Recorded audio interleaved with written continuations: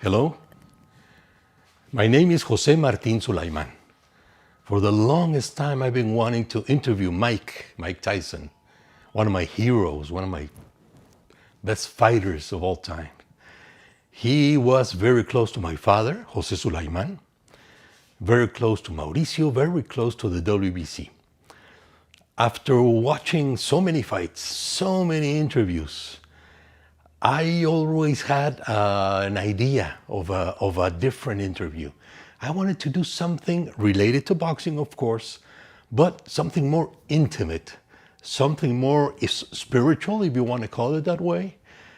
And well, please join us in this very interesting conversation, more than an interview, I guess it's a conversation that touches those specific points of the soul, of the inner person, of the sensitive part of Mike Tyson.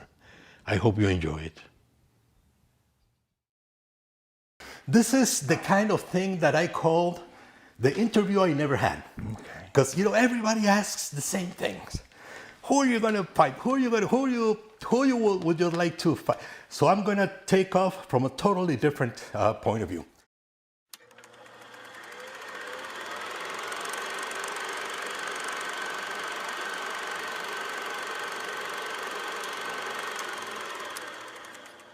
First of all, I'm going to read something from a book. According to Native Americans, when a pigeon is your power animal, here are four things. You enjoy being at home so much that you rarely venture out. Whether you're male or female, you have strong maternal instincts. You are family-oriented, and when you spend time with others, your family members are your first choice. You have very clear and distinct moral values, although you don't try to push them into others. You're proud of your accomplishments. Rather than resting on your laurels, you continue to aspire to other goals. That's the pigeon? This is if the pigeon is your power animal, according to Native American traditions. How much do you relate to everything that they say?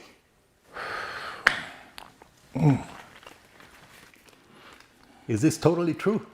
My first fight was over a pigeon. Really? Wow, I didn't know that. And that led me to here. Yeah. Because, everybody knows that your love for pigeons but, and all no, that. but it's deeper than that. It's deeper than that. Yeah. I have birds out there. I just feed them. I don't do nothing with them. I just have to have them around me. I don't know why. I don't even talk to them. I just go and feed them. Yeah. Never let them out. Yeah. They're going to die in there. I just have to have them around me. Yeah. I don't even know why I love them. Yeah. And, well, that's, they call them your power animal. Even the word power takes you to other places. But, no, power takes me to love. Yes, of course. That's the biggest power that we can ever encounter. It doesn't get any bigger than that. Yeah, exactly. And do you think life is a competition? I mean, in general. Life is only a competition to improve life, but not to carry from an ego perspective. You know what I mean? Only to enhance life. That's only the competition to make life better. Yeah. Make life reasonable for everyone. Black, white, red, yellow, poor, rich, everyone. To get the reason, it's just love is bigger than this. I can't even, I don't know, articulate love to you. It's so powerful. We have millions of ways of looking at a bug, an ant, but it's just big. It's very big. Yeah, and apparently everybody lives life trying to prove something, trying to prove everything to everybody. A parent is like also a struggle to prove that you belong, all this. I only struggle is to receive everybody as my teacher. I just have to realize everything that I encounter is from a learning perspective, and these are my teachers. Regardless of what they might be blind, they might be crippled, they might be homeless, they might be superstars, they might be beautiful, they might be whatever it is, but they all come from I look at it from a learning perspective, and they're all my teachers. Yeah. The flowers, the bugs, the birds, the cats, the wolves, the jaguars, the lions, the tigers. Yeah. The dogs, again, yeah. That's our consciousness. My dog is our consciousness. He knows when we're probably 500 feet away, he comes to the door. Before we even come to the gate, he knows to come to the door. Exactly, yes. And you know, I was thinking the other day, when you're facing death, how much different is a man facing death to an insect or a bird facing death? I mean, what is there a big difference, or it's death that you're facing? Listen, we're so close in encounter with death, we don't even know. You're encountered with death right now. Any moment, anything can happen. We can die any second. Yeah.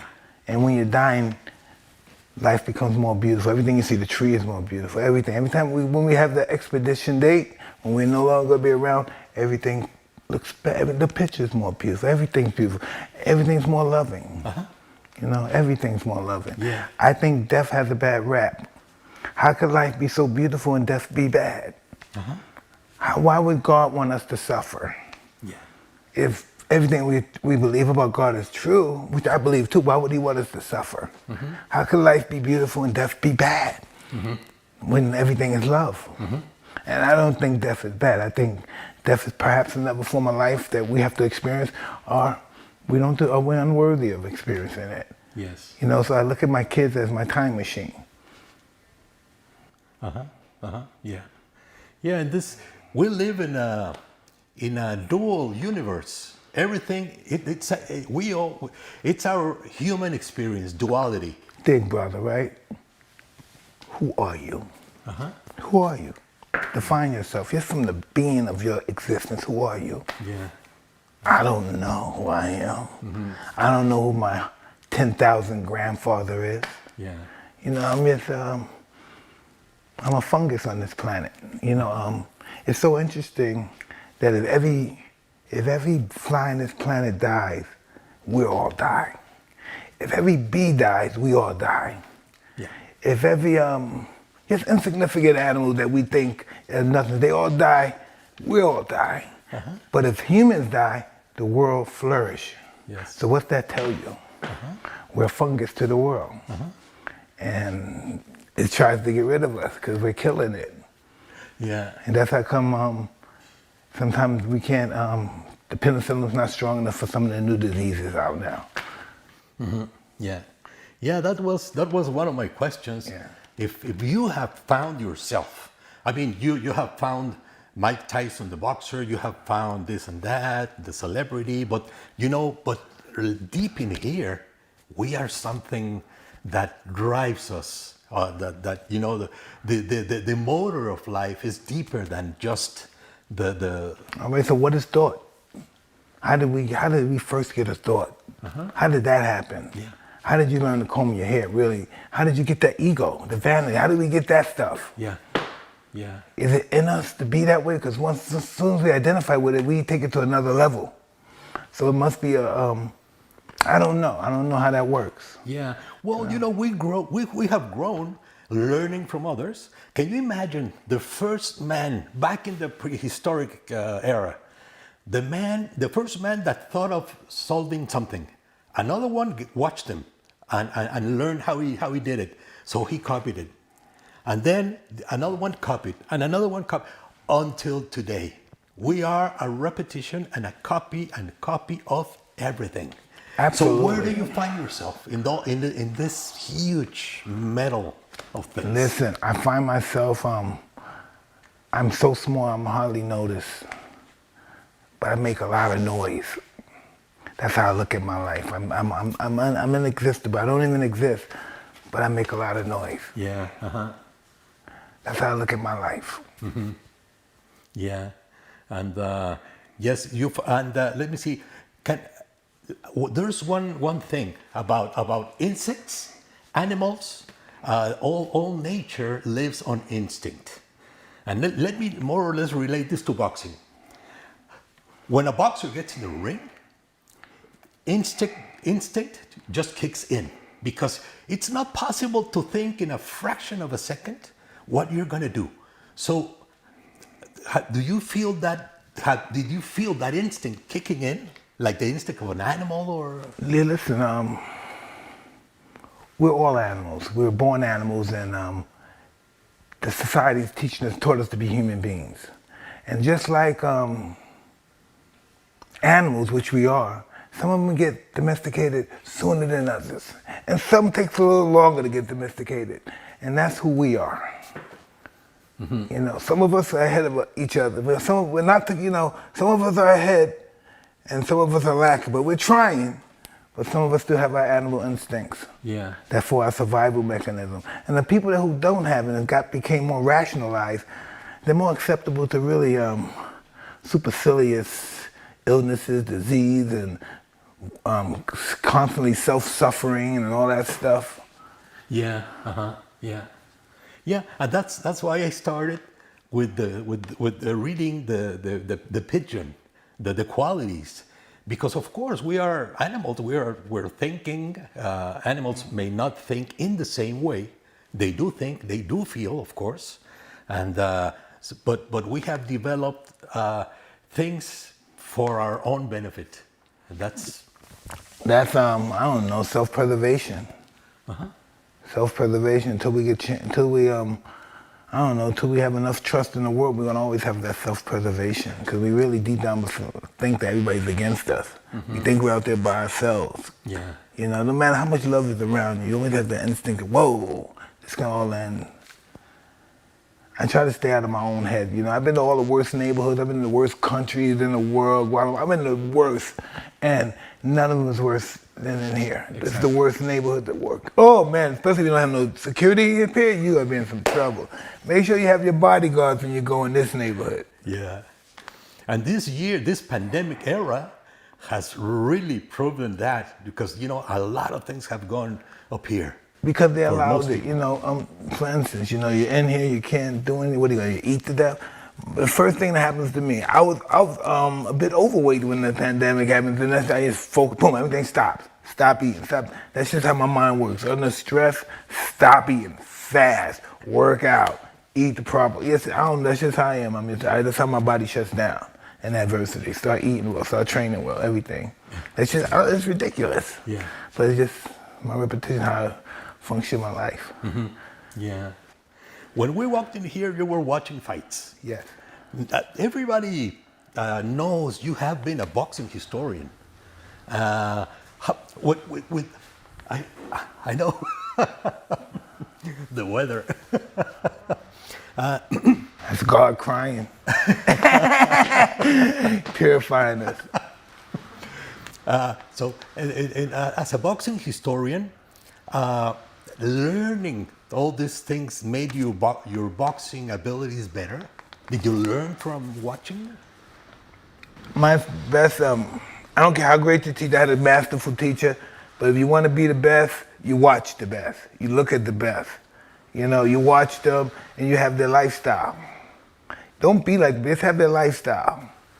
And that's what it's all about. Have the lifestyle of the greatest. Yeah. And it'll take you anywhere you want to go. Sometimes it takes you places that you're unable to comprehend or handle. Your skills take you somewhere that your brain can't even handle. Yeah. And that's how we get in trouble. You up here hanging out with these emperors, queens, and presidents. What the hell am I doing? I'm a street kid. I normally would rob people like that. So what am I doing? These people honoring me and stuff. Yeah. I don't know. I think that's growth, right? That's some kind of growth. I don't know. Did you ever see a life as the boxing life, as a sacrifice? Absolutely, total sacrifice. If you don't put 100% in here and this thing right here, you're gonna have a bad ending. You might not be able to talk. Yeah. Have a real bad ending. And now, when you became enlightened, I like to use the word enlightenment. When you became a Muslim. No, that's a form of enlightenment. I know enlightenment is deeper, but you know, I really want to emphasize the change it had in you. And I don't know if this, your perception of boxing changed at all. Oh, absolutely. But I just think my perspective of boxing changed with my perspective on life. You know, and life is beautiful. I think death has a bad rap. Mm-hmm. Yeah, totally. Is boxing a lonely sport? Because, you know, when you get in the ring, the bell rings. Well, listen, now it's not lonely. When I was fighting, it was lonely. Now we have so many gadgets to keep us comfortable. Before we had those tapes, we got to keep them watching. And my tapes are always watching fights. So I got 6 weeks of training. I'm watching fights because that's all I watch. I'm watching fights for 6 weeks, and still I got to fight. Normally, people that have to fight don't even want to look at any fighting. And my trainer thought I was customado, thought something was wrong with me because when the amateurs, I get excited watching the fights. He said, "You want to watch a fight before you be in it?" I'm just into it. I got to be into everything. That's who I am. I have to be into it. It got to be a part of my flesh, my brain, my mind. It's got I don't know. I got to be a part of it. Yeah. And I became a part of fighting. I knew all the champions. I met them all the guys I read about. I met them all. Ruben Oliveras, Alexis Arguello. Oh man, Aaron Pryor, I met them all. I met all the fighters I looked up to, even the old guys, like Kid Gavilan and all these guys. I met all these guys, Billy Graham, all these old guys, Joey Giardello, all these guys, Ike Williams, all these guys who fought in the 30s and 40s, who were like really old, like 70s. I met them. If anytime they needed money, I always gave them money because without them, where would I be? Everybody said, why do you talk to these guys? I said, without these guys, they didn't give me that inspiration. They look like bums, but to me, they're superheroes. Yeah. Because I wouldn't be here because if this bum didn't show me who he was. Does that make sense? Yeah. And, does that really make sense? I think this is a god, and these guys look, this is that bum, Mike, you know that bum? I look at people think I'm crazy. I look at Bobby Chacon, right? Yeah. And he's talking funny, but I love the guy. He's a hero to me. But people have to say, like, who's that guy, Mike? They have no idea where that guy. If I didn't know that guy, I wouldn't be here for this guy to be sucking off my money, whatever he's doing. Yeah. You know, if I didn't know that guy, if I didn't meet that guy, you would never meet me. Does that make sense? Yeah, and so those guys are my heroes. I look at them like heroes. Ray Leonard, Benitez, all those guys, Hagler, Holmes. They're my heroes because they helped form me to be who I am today. Does that make sense? Yes. Okay, good. 100%. And that's my dog. He ain't gonna do anything, but he lets us know if something's happening. It's okay. When you were in your boxing days, you were a destroyer. Now today, do you think you are a healer in any sense of the word? I don't know if I'm a healer, but I'm being healed. You know, I gotta take care of my healing. I'm not even healed yet. Yeah, but you know. And I don't mean healer just like physical. No. It's you know. I'm talking about who I am, the secrets that I hide, my good points, my bad qualities. I put everything together. Yeah. You know, I'm an inventory guy. You know what I do? After my night, I say, hey, did I do this? I fucked up on this. I fucked up. Yeah, I did. I beat myself up. I'm really I don't conduct myself like that, but I'm really strict in self-inventory, self-awareness. Yeah. Yeah. And I fuck up all the time. No, but I mean, you make people feel good. And that's an important part of that healing that I'm talking about. Yeah. Listen. You make people feel good. You do. That's interesting you say that, because sometimes I say to myself, when I'm being selfish, I say to myself, you don't care about this life, but you make so many people, this life makes so many other people happy. Yeah. You know what I mean? I think that's why. Sometimes I be saying, fuck Mike Tyson. Yeah. Jump off the building. But so many other people, this is great. Hey, Mike Tyson, that never clicked to me. Out of all the things I've experienced in life, everything clicked. That never clicked to me. Yeah. That I'm somebody, I don't even like to think of it. That I'm, ooh, shit. Ooh, yeah. I don't have the highest regards for myself, probably. But I just can't take my life like everybody. Hey, Mike, what do you think? Ooh, that's scary, you know? I don't know. I was made to be that way, and I don't know, it gets scary sometimes. Yeah. You know? Yeah. Yeah, because, you know, for some people, helping is giving money, help, many things. But when you realize that your help is, if you make someone's day, that's a lot. Because you know, people are. Hey, it just blows my mind that I could that I'm able to do that. Cause I don't think I'm worthy of this stuff. And you know, I've had my demons and stuff. I get tricky with love. You know, too much love is tricky. You know. Yeah. And sometimes there's a thing when you have bad thoughts about somebody, but then you go with that someone, and you do something good instead of doing the bad. Listen, this is what I learned. Everybody that you fight is not your enemy, and everybody that helps you is not your friend. And that's what life taught me. Yeah, yeah, yeah, exactly. The people you fight is your best, you know, your best allies. My experience. The people I fought my best allies at the end. Yeah, and as I was saying before, you know, the dual universe, black, white, good, bad, God, devil. We should always search to be in the middle, because if you're in the middle, you know, you have a little bit of everything. You can't prevent having bad, having good. Listen, brother. Do you really think, what do you think? You think there's God and the devil just made his way in here and he's just as equally as powerful as this? No, it's not that way. In my perspective, doesn't it sound this way? God, he invented this guy, Satan, the devil, to tempt us. To prove, do we really love you or do we really like him? But to believe that this guy has an equal sharing with God, I just can't see that. If that's how religion goes, you know, I don't see it from that perspective. Yeah. I don't believe nothing could fathom 10% to even stand next to God. Look, can you imagine that? Yeah. And do you know in some planets rain diamonds? Do you know that? No. Jupiter, Saturn, they rain diamonds. Yeah. And there's as many stars or much more than sand in the whole planet. We don't know anything. If Julius Caesar didn't say 365 days of the year, how would we be able to tell our age? He's only 70 years before Christ. Yeah. So he said 365 days of a year. That's going to add up to a year. So how did Methuselah live to be 3,000 years old? How did he tell time then? How many moons? No one knows anything. We just want to know. That's the competition to know, to find out the secret, some code, something. We think it's some code out here that's going to change us all and make everything an enlightened world. Yeah. But then life wouldn't be exciting then if it was all just pure good, from a good perspective.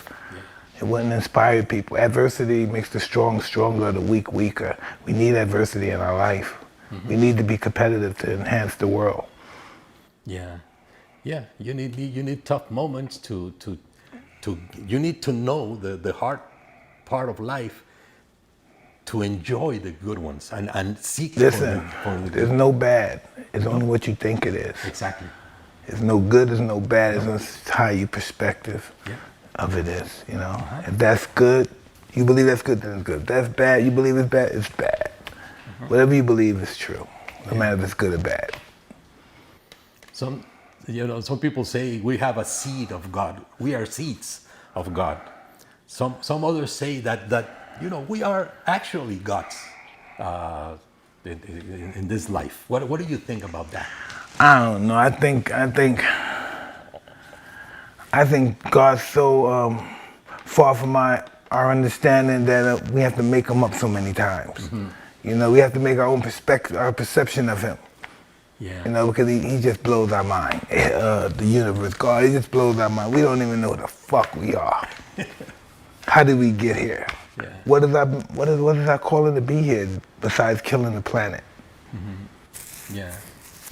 That's what we've been doing since we've been here, killing the planet, killing people. Yeah. Making television, yes, we're just one addicted world. We're addicted to, it doesn't have to be drugs, we're addicted to that too, we're addicted to gadgets, we're just one big addicted world. Absolutely, yes, yeah. And well, at the beginning you said about learning. You learn throughout your life. And today, what is your role as a teacher? Who have you taught? Your family, your friends, you have a role as a teacher also. Well, listen, I understand that, you know, and that touches me in a funny way because I look at myself as a seeker. I seek, you know what I mean? I understand in order to be a master, you have to be a fool at first. And I'm willing, but not many people are willing to go through that journey of being a fool. That's just how it is. They want to be the master, but don't want to work through the process. Yeah. And now, just to end this, I was talking to a friend of mine, and he had a. I'm not gonna take. Go for it. He said, if. Hey, what happened to the guard strike us? Because it changed. Okay, there we go. We're back. This is a side of the. I hope God have mercy on me. No, for what I'm going to ask you, if God just came down and gave you a laptop or a computer or a phone, and said, you have the chance to send an email to Cosmado. What would you write in that email to Cos? Wow, oh shit. How did I do? Yeah. That's what I'm saying, how did I do? Yeah.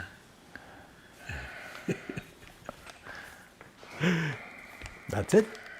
That's all I have. I hope. What would you say to your father, really? To my father? Yeah. I mean, you know. Yes. Oh, yes, of course. How have I done so far? And are you proud? Have I met your expectations? Unless you respect that I have my own, but I know you have your expectations of me. Now, have I, have I accomplished everything? Yeah. Have I accomplished everything? And, and of course, we live for ourselves. We're seeking, we are really finding our place as human beings, as spirits, as a soul. And, these things come into play, and we go to that other dimension to talk to them. I talk to my father every day. I asked him. I asked him for help. I'm always looking at his picture.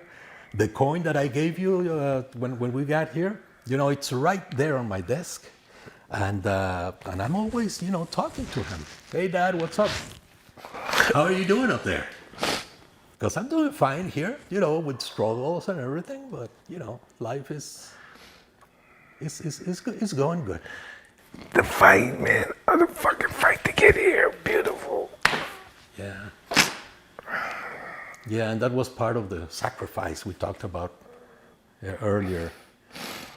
But sacrifice in the best sense of the word, because sacrifice is movement, right? You generate life by moving. You have to move energy. You have to move everything to. I just don't think, as far as discipline, I think it's very, very difficult to surpass me. I really do. I don't think they could fast longer than me. I just think it's very difficult. 'Cause I look at training and stuff from a different perspective. Yeah. You could just look at the fighters now. Maybe they're bigger, but look, they have no respect the way their bodies look. You know, they win fight, but look how they look. That's what you want to represent? To fight, that's how a fighter should look. Yeah. And I know that's probably bitch shit, but that's how I look. I come in, I'm beautiful. Yeah. The heavyweight champ should look beautiful. Right? She doesn't look like he's what should he shouldn't look like he's the hot dog eating champ. Right? Right? Yeah. And you know, they say native. Going back to Native Americans, they say we carry death. That death is always with us. Yeah, I On told our my left wife side. that the other time. Listen, On our left side. It's Listen, always here. forget sometimes that. you look and you find it and you see it. death is so. Listen, why is it that humans fall in love with anything death can touch? Yeah. We don't fall in love with our houses. We fall in love with our children, and our wives, and our family members, our dogs, our cats, and death can touch all of that. Yeah. We never love anything that death can't touch. Once we're conscious, you know, at first we love our cars, but once we get conscious as human beings, everything we love, death can touch. Yeah. Do you worry about dying, or No. can you die right now? Well, die right now, I'd be my. Isn't that that's us reaching our highest potential, isn't it? To actually die, to experience death, something God can experience. Yeah. So yeah, that has to be one of the biggest moments in life. Yeah. The passing of life. You know, you're right. I never thought about God never experiencing that. So we're unique in that sense. We die. We experience death. That's the only reason God's jealous of us. He'll never know the beauty of death. Oh, I'm so stupid. Forgive me, God. Stop a lot. That's an excellent one. Oh, God. Okay, well, we're finished. I hope that this turned out okay. Listen, this is beautiful. The picture you gave us, that compliment, I just blew out my. We're still blown away from that. That's so spiritual. Whew, thank you. Really, thank you. Let me turn this.